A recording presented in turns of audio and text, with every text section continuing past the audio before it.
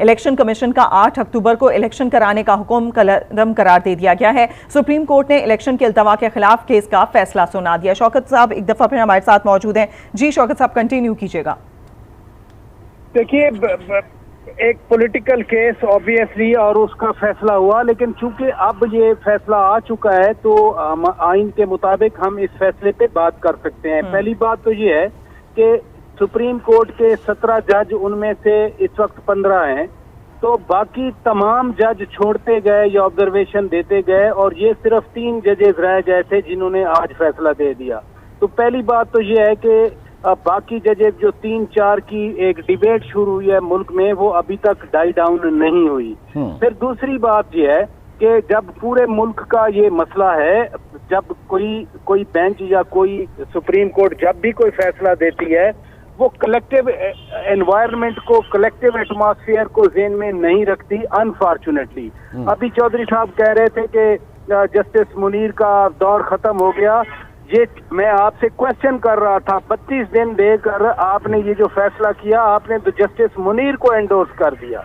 जो 55 में पाकिस्तान की सूरत हाल थी, 55 में भी जस्टिस मुनीर ने भी बहुत सारी एक्सप्लेनेशन दी थी। ये जो एक्सप्लेनेशन दी गई कि जी ये केस में जो 12 दिन ज़ाया हुए या 10 दिन ज़ाया हुए, आप अगर स्ट्रिक्ट आइन पे अमल दरामद करते तो फिर आप 90 दिन के अंदर अंदर, जब आपने 32 दिन दे दिए तो फिर आप सेक्रेटरी डिफेंस की रिपोर्ट भी पढ़ लेते। अब डिटेल जजमेंट आएगी तो जाहिर है कोई ना कोई उसमें वो बताएंगे कि सिक्योरिटी के हवाले से उनको क्या यकीन दहानी है या पैसों के हवाले से।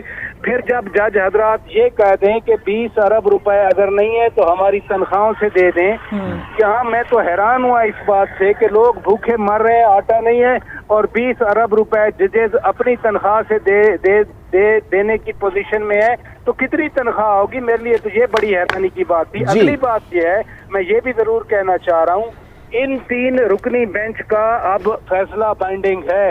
या तो हुकूमत या इलेक्शन कमीशन इसकी रिव्यू में जाए, पिटीशन करे, 184(3) का ये फैसला है तो रिव्यू तो खैर क्या होना है, लेकिन बहरहाल जब तक कोई और पैरेलल या इससे बड़ा फैसला सुप्रीम कोर्ट का नहीं आता तो मेरी नजर में ये 14 मई को इलेक्शन हर सूरत में करवाना होंगे, चाहे आपके पास सिक्योरिटी है नहीं, आपके पास पैसे हैं नहीं, आपके पास आरओज है नहीं। इससे एक और अहम इशू और भी है, क्या इमरान खान इसी चीफ इलेक्शन कमिश्नर साहब की ज़ेरे निगरानी इंतखाबात को कबूल करेंगे, इसी इलेक्शन कमीशन की ज़ेरे निगरानी इंतखाबात को कबूल करेंगे, या फिर कल एक डिमांड आएगी कि जी इस पूरे इलेक्शन कमीशन को, इस चीफ इलेक्शन कमिश्नर को घर भेजा जाए और फिर ताकि शफाफ और फ्री एंड फेयर इलेक्शन करवाया जाए। तो जितने सवालात का आज इस जजमेंट में जवाब आया, उससे ज्यादा सवालात अभी तक मौजूद हैं।